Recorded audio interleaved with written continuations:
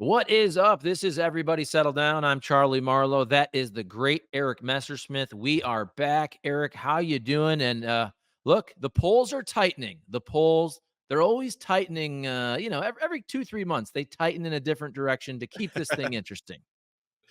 Yeah, the polls are on the one hand very consistent, where Biden is slightly behind, Trump slightly ahead. That has been the story basically since late last year. I mean, it really has stayed in a very narrow range, right? But within that range, you have seen some movement here or there.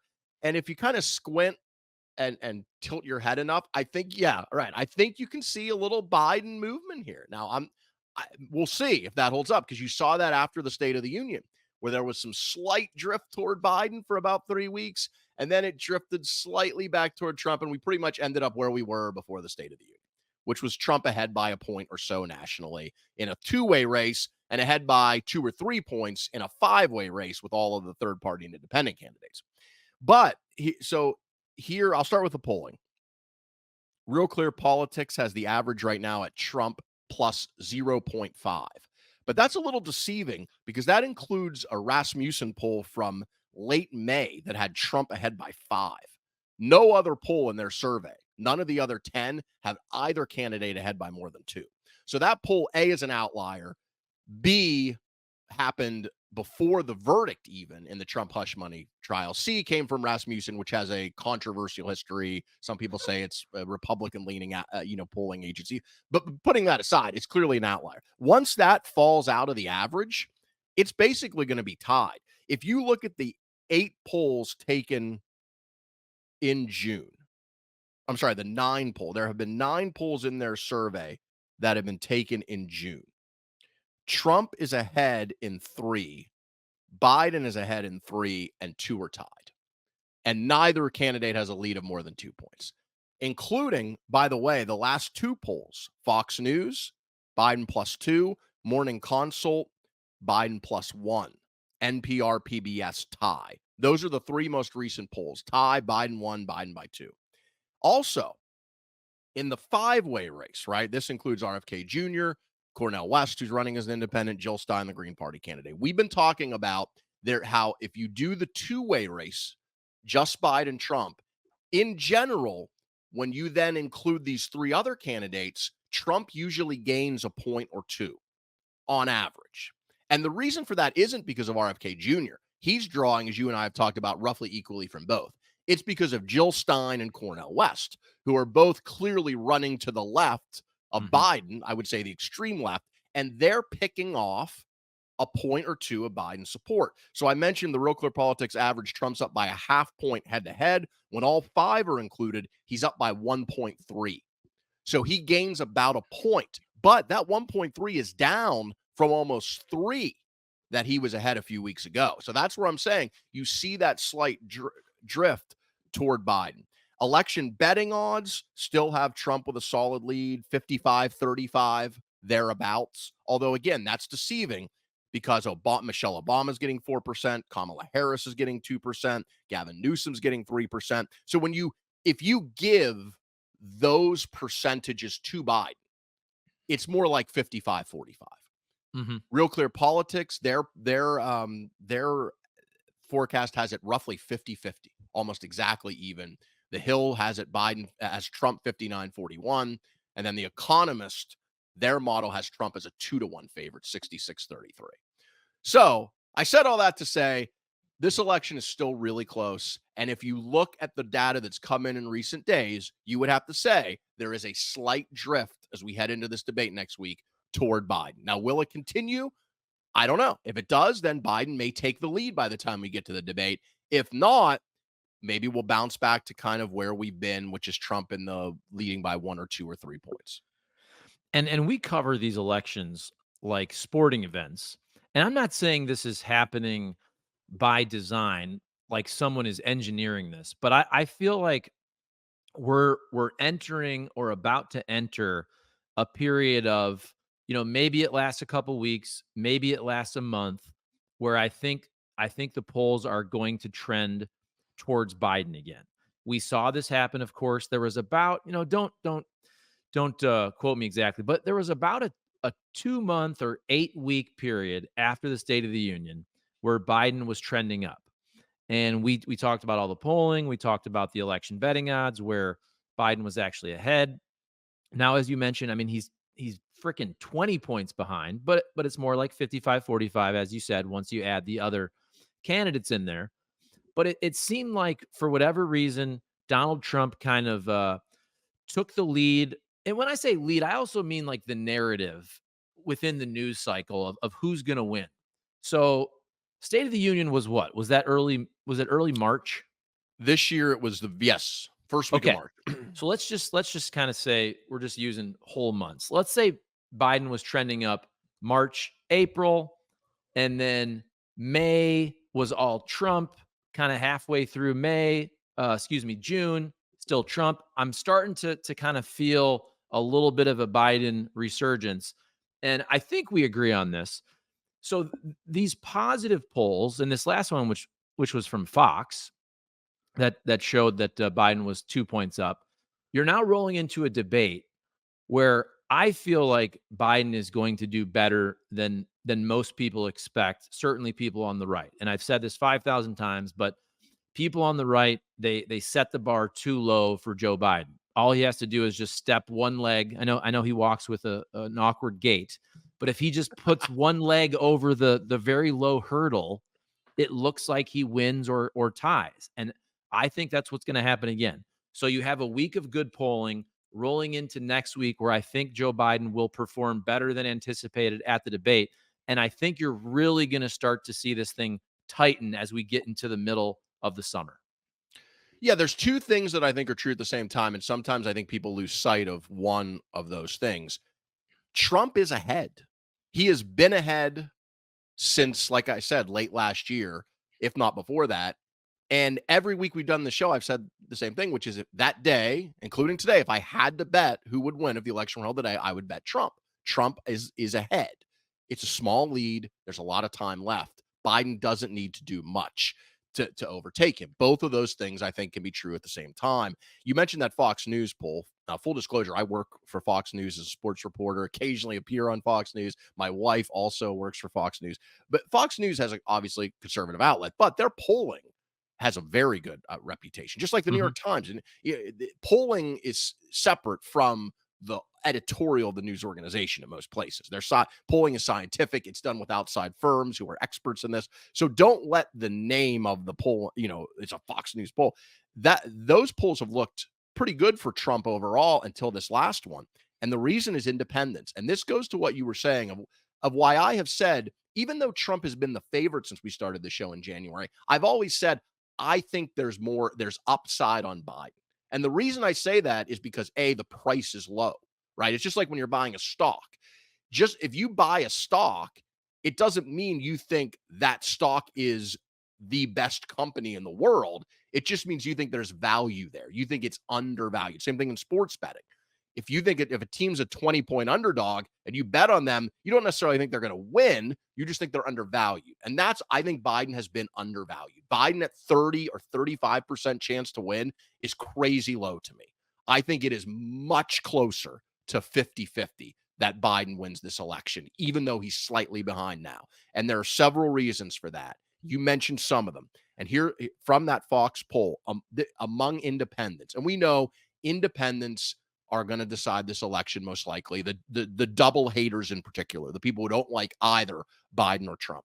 In March, in the Fox News poll, Trump led Biden among independents 51-37. He was up by 14. In May, that narrowed to 46-44, Trump ahead. And now in June, Biden is +9, 52-43. And if you look at a lot of the issues, because Fox, asked in this polling, I won't run down each one. But what has happened is the areas where Trump had a huge advantage, the economy, inflation, and immigration in particular, it's now narrowed.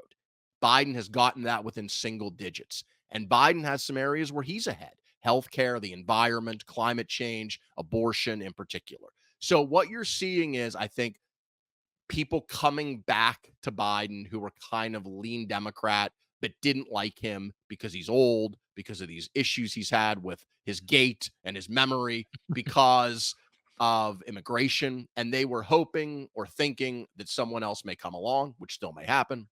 But I think that they're starting to come home. And I think that is why there is upside with Biden if he has a strong debate. If he doesn't have a strong debate, if he falls on his face, then of course the conversation next week is totally different than the one we're having now. And I'm looking at this graphic that's been going around X, and Brett Baer is on camera on Fox News, and basically it says issues that are extremely important to 2024 vote. Okay, this is June 14th to 17th, and it's registered voters. And there's only what, 7 of them. So the top one is future of democracy, 68%. Then it's economy, stability slash normalcy, immigration, healthcare, abortion, guns. Now, just going down real quick, I think future of democracy favors Joe Biden, but it's not as big as I think it is. And we've discussed this before. Economy goes to Trump, in my opinion, and you can do yours afterwards.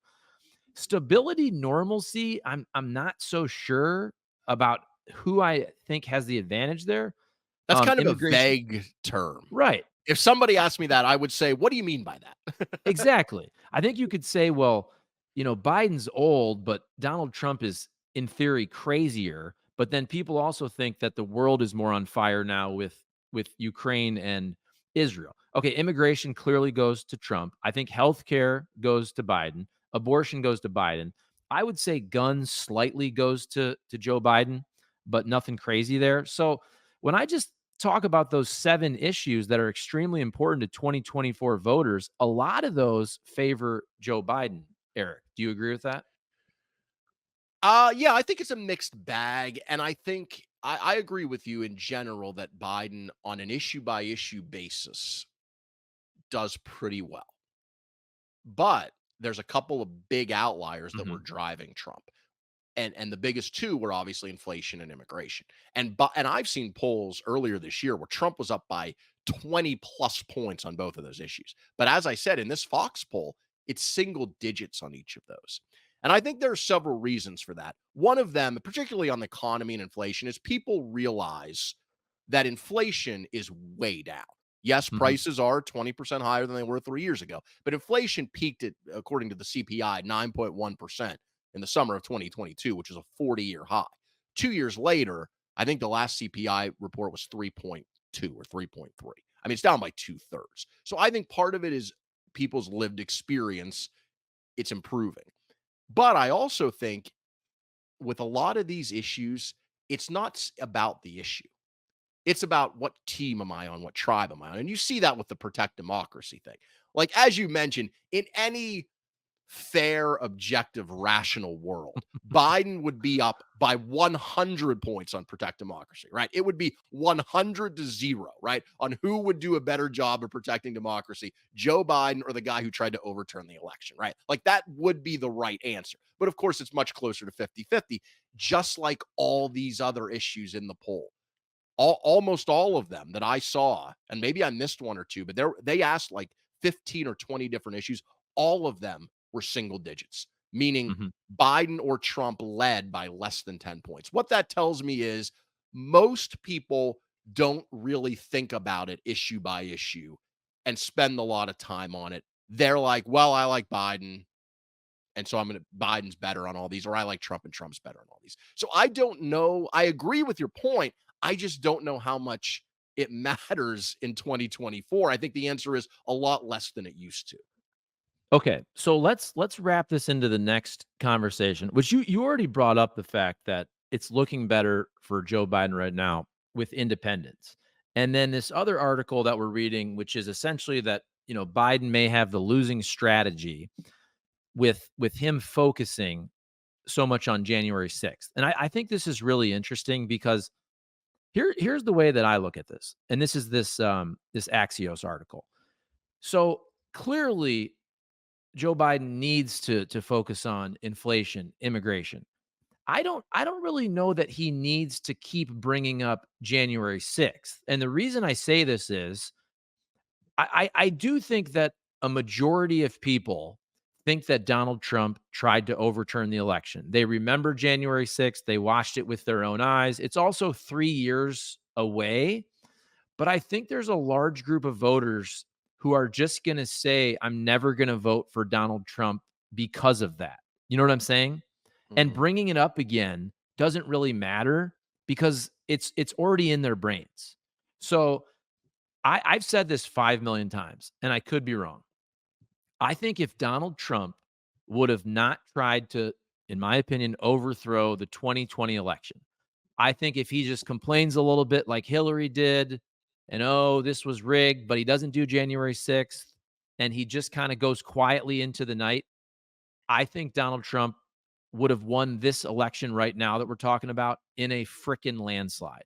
I really do, because I think he did a pretty decent job as a president. That doesn't mean I approve of everything he did, but overall, I think people think, things were pretty good. You had COVID at the end. People remember what they want to remember. But overall, I think the world was in a pretty decent spot when Donald Trump was president. So that's where, and I had a debate this Up morning on, until the last year.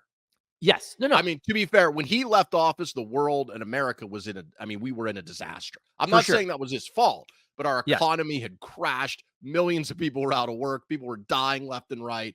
Hospitals were overrun. He had totally mishandled COVID, I think, in most people's mind, which is why he lost the election. So I hear what you're saying, and I don't disagree. But I always think when we talk about Trump's first term, we have to make the distinction between years 1, 2, and 3 and year 4.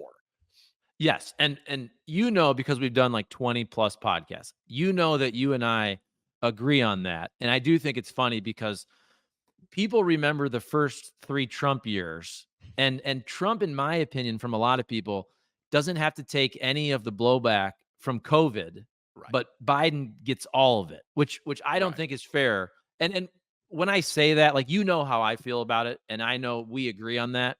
But what I'm saying is the strategy of January 6th, I don't think it's the wrong strategy. I think if Donald Trump loses, it's because of January 6th and subverting the election. But yes, Joe Biden should probably talk way more about inflation, immigration, and kitchen table issues. Yes. Yeah, here's my thought on all of that. So January 6th slash trying to overturn the election slash Trump's a threat to democracy.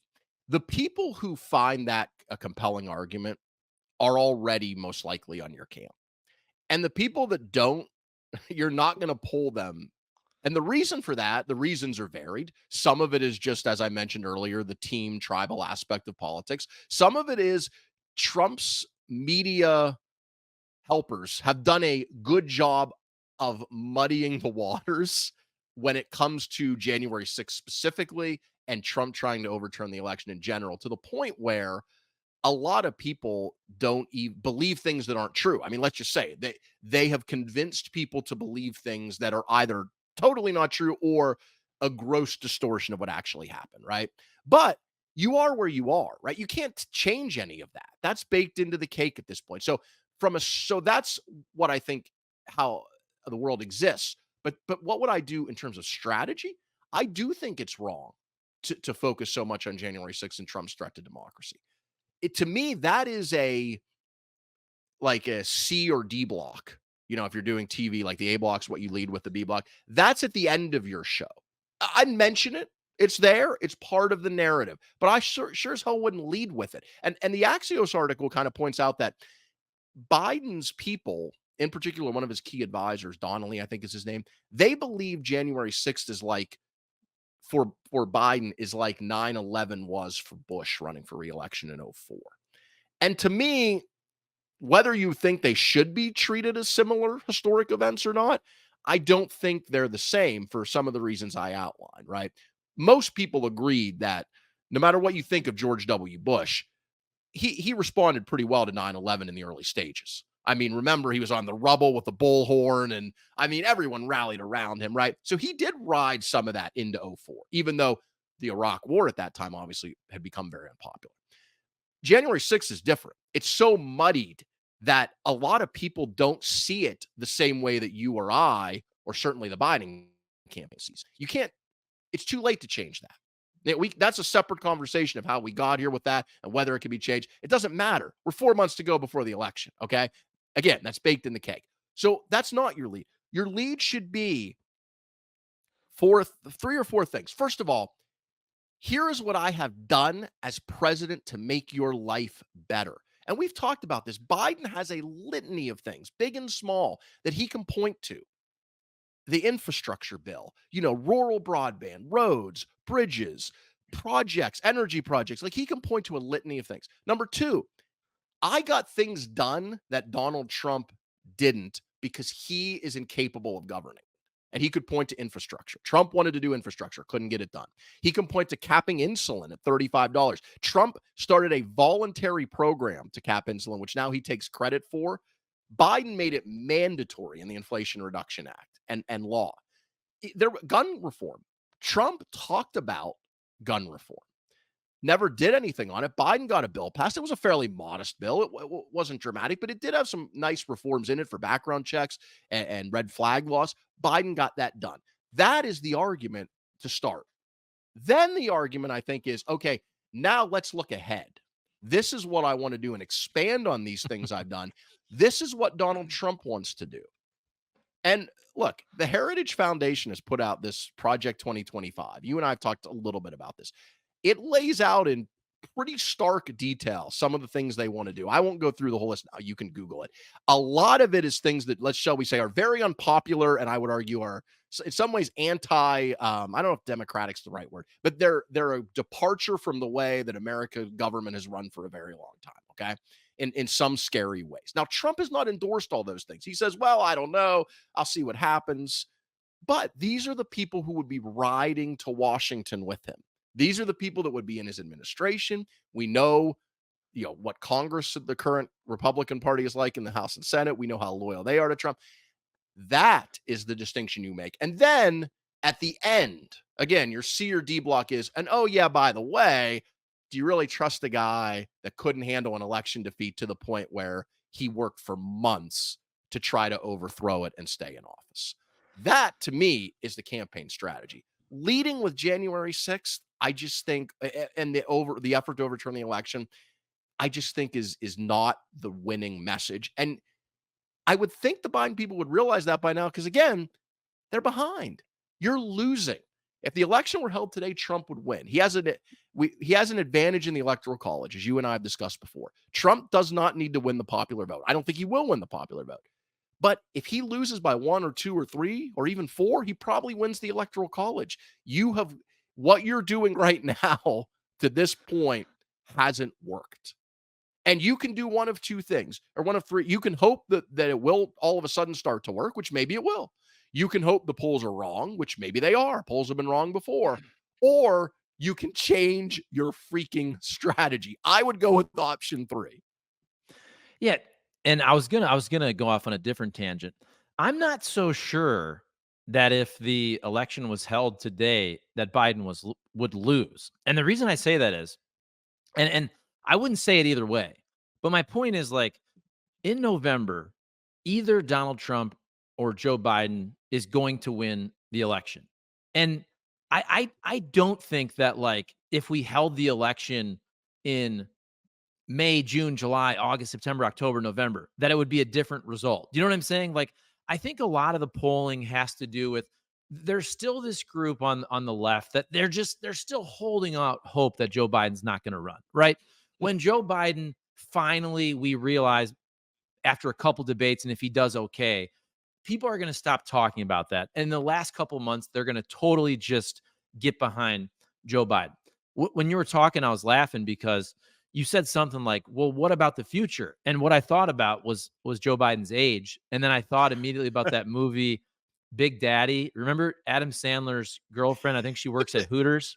Yes. And then she starts dating an old guy. And she's like, he's got a 5-year plan. And he goes, what is it? Don't die. Don't die. Right. And I'm thinking, whenever you think of the future with Biden, though, you do have to think, let's be honest, that the dude's going to be 86 years old at the end of his presidency if he wins, which puts us perfectly into the next topic, which is just the way that Joe Biden looks in a lot of these videos. And everybody's saying, oh, some of them are fake and blah, blah, blah. And And here's what I'll say. Joe Biden is very old. He's awkward. We did the thing about sitting in the chair. He walks away from the podium. He does look like a Roomba. I'm stealing the joke from Shane Gillis there. Everything that Joe Biden does, it's very awkward. He looks like an 80-year-old. But to use one of your terms you used earlier, which I love always, is I think that's already baked into the cake, right? We've already seen this man fall off his bike. We've seen the stuttering. We've seen him lose his train of thought. We saw him fall down when he was around whatever military it was last year. He's already done all these things, and it's still essentially a coin flip election. So, and I said this today on the radio, I think the right is overplaying their hand where they're trying to say that every day Joe Biden looks like an absolute idiot out there. And don't get me wrong, folks, it doesn't look good. It's awkward. He's 82 years old. But every day trying to say that Joe Biden had this horrible moment, to me, it becomes the boy who cried wolf. And the thing with the parachuters, clearly that was edited where you didn't see Joe Biden actually talking to the parachuters. It was edited so it looked like he was the old man wandering off, right? Even the Yes. thing with a Barack Obama, which, by the way, everybody, it wasn't a great look. But the man turned, he acknowledged one side of the crowd. He turned, I mean, I looked at this video. I think he turned in the middle for 7 or 8 seconds. He did the thing where he holds, I'm trying to hold, he kind of holds his fists down at his sides. He Yeah. did that. Remember, I think it was some type of Juneteenth The celebration. Juneteenth. Yes. He did the same thing. So just so everybody knows, I see this too. It's awkward. It doesn't look like a young, healthy man, but it's not also the end of the world. And when every single day I go to X and they try to tell me that everything Joe Biden does makes him look like he's going to literally die in 1 second, to me, it's overkill. And I think they're overplaying their hand in the same way they overplay their hand with the debate. They set the bar so low, it is so easy for Joe Biden to just put his little leg over the hurdle and have Yeah. at least a decent showing. I totally agree. I think it very well could boomerang on them. And look, I predicted before, I think Biden will show up and do well. So I think it will boomerang on them, on the Trump people. There's really, look, there's three camps. There are the people that think Biden is gone and love Trump, and they're, they've made their mind up. There are the other people who are going to vote for Biden no matter what. I mean, Bill Maher makes the joke, I'd vote for his head, in a jar of blue liquid. So they're, in their camp. But again, those two camps aren't going to decide the election. It's the people, it's those independents I talked about in the Fox News poll. It's the people who don't really like either one. And to me, what those people need to vote for Biden is not a 15-second clip of Barack Obama holding his hand and ushering him off stage, or a deceptively edited clip, as you talked about, where he's clearly looking at other parachuters at the G7 event in Italy, and the camera only shows the parachuter in front of him. It doesn't Mhm. show the people he's looking at. So that they don't. What they want to see is he still able to talk about and discuss the issues? Is he still able to articulate a vision? Is he able to go toe to toe with Trump? And look, everyone's going to find out next Thursday. There's no people will try to spin the debate.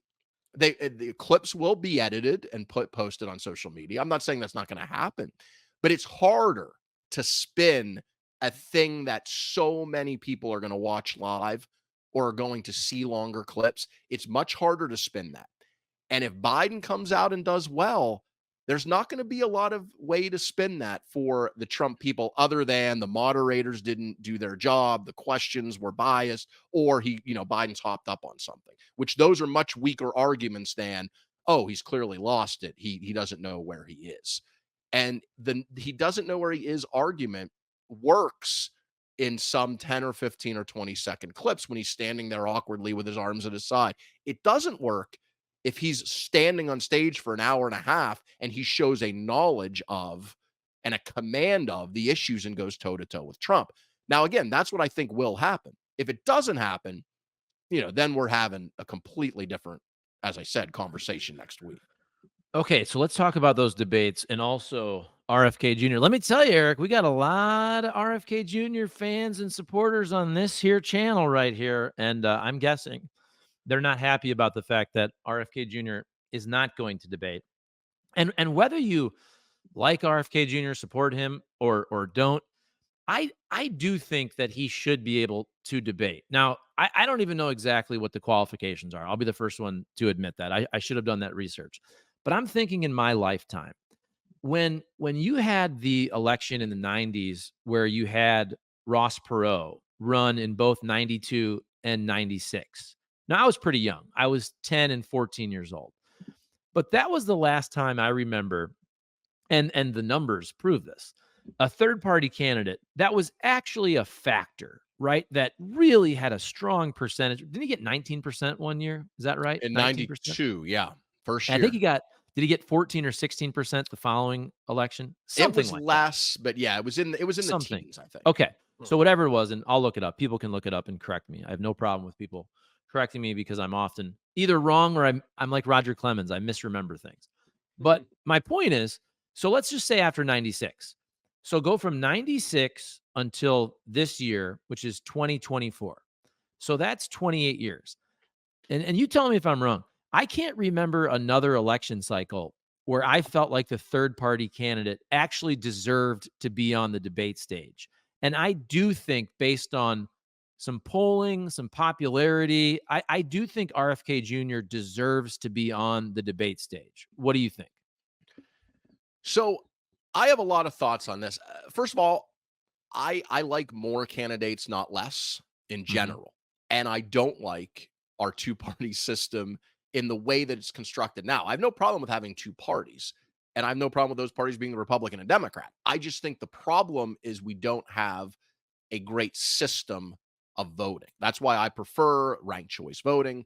You would have four candidates theoretically. They could be Republicans, they could be Democrats, they could be independents. I think that would make our democracy more healthy. So I like more candidates. I don't like how the two parties have worked together to box out third party and independent candidates. And that's one of the reasons we don't have them.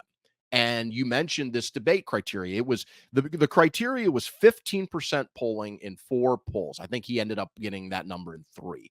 To me, that polling criteria is too high. It should have been like 5% or 10%. Again, because we should err toward more voices. So I think RFK Jr. has met my criteria for being a viable enough third party or independent candidate to be in the debates. He's met my criteria. The other one is 200 being on the ballot in states that equal 270 electoral votes, which is what you need to win. And that's a ridiculous criteria at this point in June because most states haven't even certified their ballot yet. I think he's on the ballot officially right now in 7 states, but in 20 plus, he's collected signatures that just haven't been reviewed yet because these Hmm. states don't have any incentive to review them now. We're 4 or 5 months away from the election and months away from them finalizing their ballot. But most likely, if Kennedy stays in the race, which I think he will, he's raised enough money and has enough support. He will be on the ballot probably 30 plus states, and so he will meet that criteria. So I don't like the criteria. I wish he were in the debates. I think we should err on the side of more candidates, not less. Yeah, and I was wrong, by the way, on Ross Perot. He did get 19% in 92. He only got 8.4% in 96. But that's still a good number, but I thought it And was by the higher than way, that. in 92, he was leading polling, speaking of polling, in the summer, early summer of 1992. And then he dropped out of the race, even though he was polling really well, and then got back in the race later in the fall. And I don't remember because it's a long time ago and I was young. I don't remember how long he was out. But if he had stayed in the race, I'm not saying he would have won, but maybe he gets 25 or 30%. I mean, it's possible. And we've talked earlier and on other podcasts just about just democracy. And I think sometimes growing up, you take your social studies class and you're like, "Hey, we have this great democracy where anybody can win the presidency." And then you kind of see what's happened, and I can label this on all the different candidates. You realize it's not really a democracy, right? I mean, you could start with January 6th and everything that happened trying to subvert the election. You can talk about, on the other side, trying to suppress the Hunter Biden laptop, trying to suppress some of the COVID discussion, YouTube and Facebook. and things of that nature. Then you can talk about the potential lawfare if you're on the right and everybody's talking about banana republic. But my point is, like, there's banana republic type things going on, it seems like, all over the place recently. And then even RFK Jr. You just, if you watch his podcast and listen to his interviews, you do realize how hard it is for a third party to enter the fight. And that's by design. Let's be real. I mean, RFK Jr. started out, he wanted to run. He did run as a Democrat. He realized he has no chance there. I still think next time around, if he wants to run again in 2028 in an actual open Democratic primary, I think he would do really, really well. And that's 4 years from now. But I don't know. I think you do realize how the two-party system, first of all, I think it's killing this country. It's making us hate each other. But it's there for a reason. And it's reinforced with money and bureaucracy so that it always succeeds. It's really hard for somebody like RFK Jr. to really show out, because I actually think he could. We had this debate earlier. I said his number would go way up if he got the chance to debate. And look what we're seeing. They're not really giving him a fair shake, in my opinion. No, they're not. I agree. And look, I am no huge fan of RFK Jr. I do think he says some very interesting things and has some interesting opinions that I think it would be worthy to have some of those opinions. The way he talks about big pharma and our food supply, and these are things you don't hear Trump and Biden talk about a lot, and it would, if at all. So it'd be really nice to have some of those conversations, because I think those are big issues that are kind of under the radar, that are not talked about a lot, but really affect people more than some other issues that are talked about more. So I would like to see him in the debate. So in terms of our system overall, there's two reasons generally why a third party or independent candidate can't get traction. You talked about one of them, which is the other two parties work to box them out. And that's obvious with ballot requirements. That's obvious with keeping them out of debates. But there's another reason that is kind of more fundamental, and that it's the main reason they never win. And that is because of our system that was designed by our founding fathers. I don't think they intended it this way, because they didn't envision the modern political system with two parties. But the way they set it up, we have what's called a first past the post system. And if you're not a political scientist, what that means is all you have to do is get more votes than the other guy, and you win in single member districts for the House and Senate and one president, as opposed to a parliamentary system, which is what most of Europe has, where you vote for the party more than the candidate. And if you get 15% of the vote, you get 15% of the seats. So the Green Party can be a viable party in Europe and get their 10 to 15%. Here, 10 to 50% gets you nothing. Nothing. So there's no incentive for it. And people don't want to vote for people that can't win, which is why I've always maintained, as interesting as RFK Jr. is, his support will fade. And it's why I said last week or 2 weeks ago that he was a placeholder for a lot of people who don't like Biden or Trump. I really believe that. And part of it is because people don't like to vote for candidates that can't win. And some of that is the conspiracy to keep him down, which I agree with. But a lot of it is just the way our system is set up, which is why I've said before, the way to make it different is to change the system of how we vote, particularly with ranked choice voting. Because if you had ranked choice voting and you loved RFK Jr., but you were scared to death of Biden, or you were scared to death of Trump, if you had a ranked choice voting system, you could vote for RFK Jr. And then you'd put maybe Biden second. And if you didn't like Trump, you'd put him last. And so you would know that your vote wouldn't be quote unquote wasted, because you would know that your vote would never go to help elect Donald Trump or help elect Joe Biden. But in our current system, if you vote for RFK Jr. in one of those 6 or 7 swing states, or any of the other independent candidates, you are very likely tilting the race toward either Biden or Trump. And that's just the reality of our political system. Yeah. And no, I agree with that. I will say this, and I want you to clarify also, because we have this new RFK Jr. contingent following this channel. I will say, because you and I were in agreement on that, but I did hear from a lot of folks who also said, no, it's not just because we don't like Trump, we don't like Biden. There is a strong percentage, and I'm not going to pretend like I know what that percentage is, but there is a strong percentage of people that really do support RFK Jr. for RFK Jr. and for his message, and not just the vaccine stuff, but also he does really speak to younger people being frozen out of the housing market and how all of these policies and inflation are really killing Gen Z. So again, I don't know what the percentage is. I do think a lot of people, like for me, I don't like Trump or Biden. And that is why I am more matriculating to keeping an open mind on RFK Jr. Now, I do like his message. And I don't know everything he's said over the last 40 years. I certainly don't agree with everything that Joe Biden and Donald Trump have said over 40 years. So I'm going to throw it back to you. Why are you not a big fan of RFK Jr.? And what crazy things do you think he's said? Because by the way, I'm sure he has, but then I also think about it and I'm thinking, well, Donald Trump said inject yourself with bleach, and Joe Biden said that his uncle was eaten by cannibals, right? So it's like if you're 70 plus years old, which RFK, Biden, and Trump are all over 70, they've all said crazy things in their life, right? I'm just wondering, and I don't That's know. true.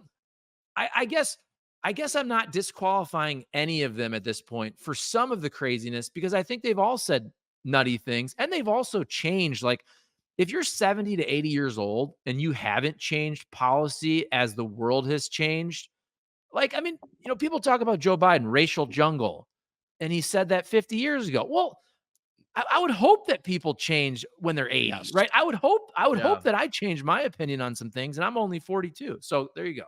Yeah, I think so. I think maybe some people didn't didn't like some of the things I said about RFK Jr. Partially that was my fault because I don't think we didn't talk about him in kind of this well-rounded way we are now. So I want to be Mhm. clear when I've talked about his most of my negativity is on his as on his prospects of winning. Like I'm Mhm. looking at it as an analyst, right? So I want Yeah. to be clear as someone who looks at polling and analyzes election, putting aside whether you like him or don't like him or agree or disagree with him, just strictly in terms of analyzation, I do not think he will get more than 5% in the states that matter.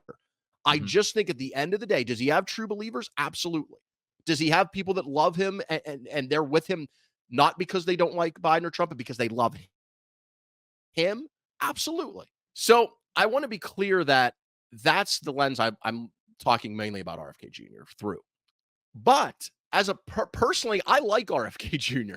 I think he's interesting. I think he says some things that I agree with. I think again, I mentioned this earlier. He talks about issues that aren't talked about as much. I like that. So I would like to see him in the debates. I also want to be clear that I admit this. I have not spent nearly as much time thinking about, reading about, watching RFK Jr. as I have Biden and Trump.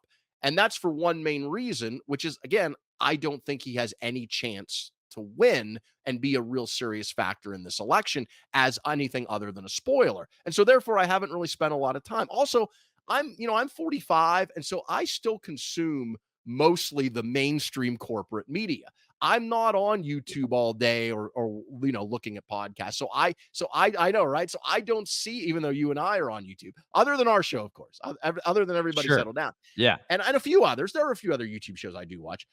But I will say, after we did our recent show, I went back and watched some RFK Jr. clips and short interviews. I didn't listen to any of I didn't do the 3 hour Joe Rogan, but I watched some clips and some. What I will say about RFK Jr. is he's interesting. I like some of the things he talks about. Some of his ideas, I would say, are a little bit out there. And I think he is benefiting by look, lack of exposure is a double edged sword. Mhm. It hurts you to a degree. Like, obviously, he'd be better off if he were in the debate, right? No matter how he performed, just from the exposure. But getting more exposure and being a serious candidate, there's another point to that, and that is the media and the other candidates then take you seriously. They don't Mhm. take RFK Jr. seriously now. They're not running exposés for the most part on all of the things he has said about vaccines, for instance, over the years. They're not really doing that in the mainstream media. I watch a lot of it. I haven't seen any of that recently. I saw a little bit, but months ago, but not recently. Biden and Trump, they hit him here or there, but they don't spend time. They're not running attack ads against RFK Jr. If he ever became serious, that would change, right? Mhm. Not to mention, and look, his voice would be an issue. It doesn't bother me. I don't care. Again, I don't care about physical frailty. I don't care about your voice. What I care about is your mind sharp? Are you a decent person? And will you make good decisions? So I don't care about it. But I think it would be an issue for some people who were like, I don't know about this guy on the world Mhm. stage, like being our representative with that voice issue that he has, which is obviously no fault of his own. So I think Yeah. that's part of the but it's part of the package. If we're going to talk about Biden's age, or we're going to talk about Trump saying crazy things, it's fair to point that out as a potential issue if he ever became a real serious contender. Look, in terms of the vaccine stuff, that's a whole show. Yeah. I would just say I think some of the vaccine criticism of him, again, to the extent that I've looked into it, which is minimal to moderate. I have not done deep dives, but I have looked into it. To the extent I've looked into it, it's a little bit overblown. But also, there is a lot of fact checking of some of the things he said about vaccines. And some of the things he said about COVID vaccines were not true. Look, my son has autism, so this is kind of personal to me. He has brought up the autism thing with vaccines. There have been numerous studies by medical professionals that have debunked that over the years. I know he takes issues with those. I'm not a doctor. All I will say is numerous studies by medical profession have debunked any link between vaccines and autism over the years. And so I think what happens is, because RFK Jr is very smart, and he is, and because he is very knowledgeable on certain issues like vaccines, and he has an air of authority to him when he talks. But that doesn't mean that everything he says is right. Just because you're smart and you're well informed and you talk with authority doesn't mean everything you say is correct. And you can, again, this is not the forum to have that debate, but you can go online and look at those various fact checks. There have been numerous ones done over the years. In terms of some of his other policies, they're interesting, but again, they haven't gotten the kind of scrutiny that Biden and Trump's policies get, because people don't take him seriously as a candidate that can win. I'll give you a good example. He talks about this a lot, the Uncle Sam home thing, right? We know it's a Mhm. problem. People can't afford homes. He says, well, if you have a rich uncle, they can co-sign. Uncle Sam should co-sign for you. I haven't done a deep dive on that. Here would be my question. If people who have questionable credit to get a mortgage loan have the government back that loan, and they get a loan that they would not have gotten on their own, isn't that exactly how we ended up in the mess in 2008, where we had a housing crisis that nearly crashed our economy because so many people who shouldn't have gotten mortgage loans got them? And it sounds like that's his plan, except now he wants to have the government back those instead of the private sector. I mean, that in 2008, that housing crisis brought down Lehman Brothers. It almost collapsed our banking industry. And now we're going to switch and have the government take that burden. I mean, again, I'm no expert. Is that really the best way to fix what is a legitimate housing crisis in America? These are things that would be discussed in depth if he ever was taken as a serious candidate, which he really isn't right now. Okay, I'll be quick. Here's what I'll say about the 3% Uncle Sam loan. I like it on the surface. I agree with you, and I'm in the rental property business. You can't just give anybody a 3% loan if they don't qualify. When I heard that, I thought of more as that Bush tax credit that was given out in 2008 during the housing collapse. I know my sister and her husband bought it. Was a first-time home purchase credit. I believe it was $8,000 to try to incentivize people to buy a home when the housing market was just crazy back then. So that's what I thought of, but I agree that this needs to be looked into more, but I like the idea of it. And then the other thing, without getting into the whole vaccine debate, which again could be 10 shows, I agree more with his big picture stance on for profit medicine. And you could talk about this Yes. with vaccines and COVID. You could also talk about it with food, where companies are clearly incentivized to keep people sick, to keep people fat, whatever it is. And I'll tell you, just look, my thing on the COVID vaccine, I think it basically half worked. And I'm not even trying to get into it and do a whole debate on that. But I will say this. I had one of those moments when I was watching that show Dope Sick, and all my references come from pop culture shows. But that was about the OxyContin crisis. And when they basically said, look, if the oxy isn't working, you need to double the amount. And they called it breakthrough pain. right? That's how it happened during the Yeah. OxyContin crisis. And then COVID hits, and now you have breakthrough infections, right? You broke through the vaccine. And when I heard the term breakthrough, and by the way, I think the vaccine half worked. We can get into that another day. But when I heard the term breakthrough, I said, like, from a marketing standpoint, they're doing the same thing they did with OxyContin, right? Oh, it's a breakthrough pain. You have to double the dosage. It's a breakthrough infection. You need a booster. And we all know that the COVID vaccine, it didn't do exactly what they said, of course. The protection waned. You had variants. You had the initial COVID, then you had Delta, then you had Omicron. If you're really trying to have that debate, it has to be like an hour discussion. But my Yeah. big picture point is when I heard the breakthrough infection and I'm watching Dope Sick and I hear breakthrough pain as the marketing scheme to sell more Oxycontin, you do start to think and learn how big pharma sells this to people. You know what I'm saying? Absolutely. And again, I want to be clear. I like RFK Jr.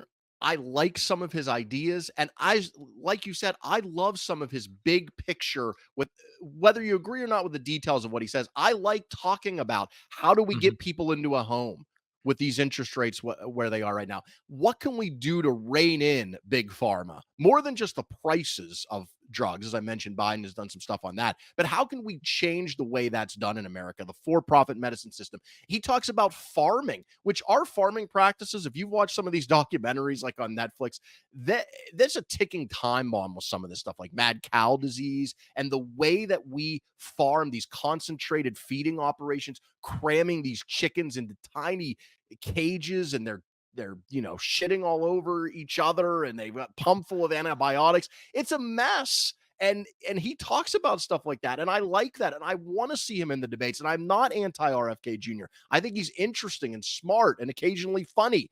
What I'm saying is some of his ideas have not been vetted to the degree that Biden's and Trump's have, and if they were, like for instance, he talks a lot about spending a lot of money to do a lot of things, but all candidates do. But I heard him say in this interview with CNBC he doesn't want to raise taxes on anybody.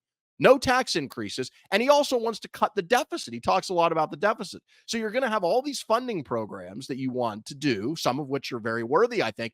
You're not going to raise any revenue through taxes, and you want to cut the deficit. Now, he does say while cutting military spending by a dramatic amount. I mean, he's talking about like a massive cut in military spending by like an order of 50% or more.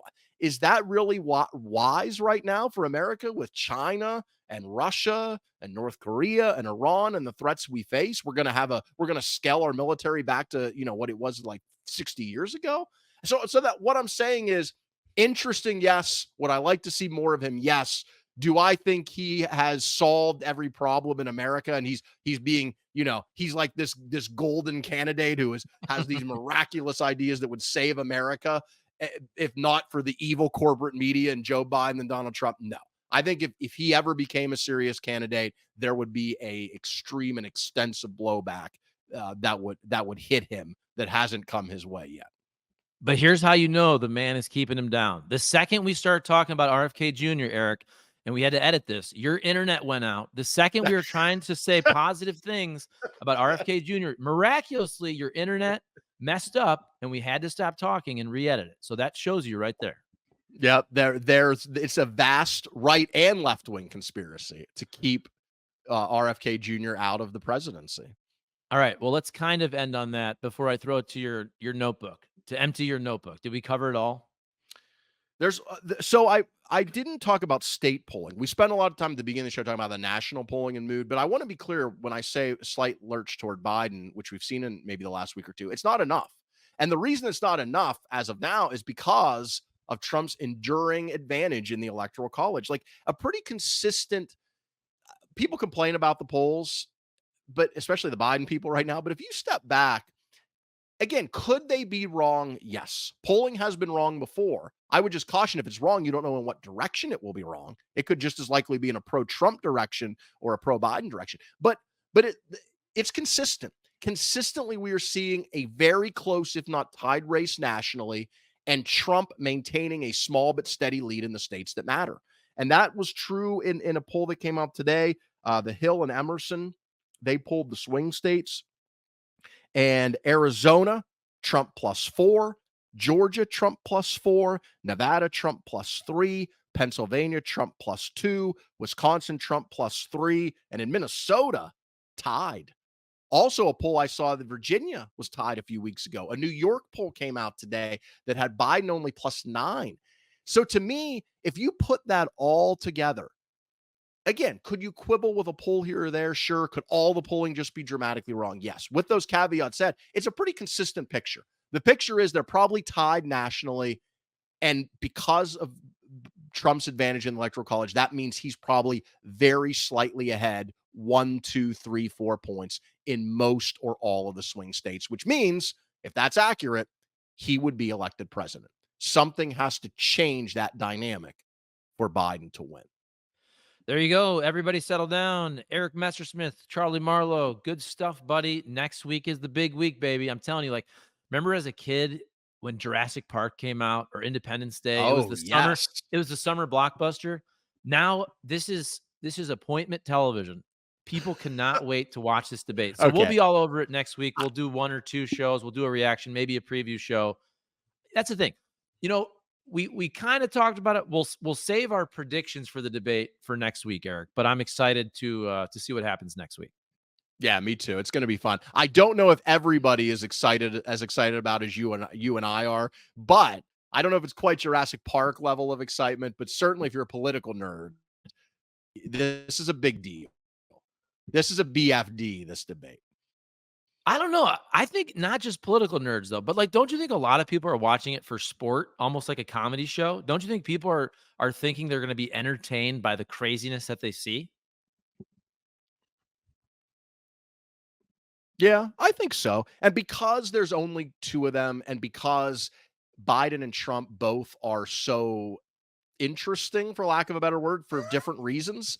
I saw a poll the other day that 72% of people said they will tune into this debate. They're interested. If that's true, then it's going to be a massive audience. And that is, again, like I said, Biden needs a game changing event. And this, I don't know that there's any better chance between now and election day than this event next week. If he doesn't get it from this debate, I don't know where he's going to get it from. There you go. All right. Comment, like, subscribe. We will see you next week. See ya.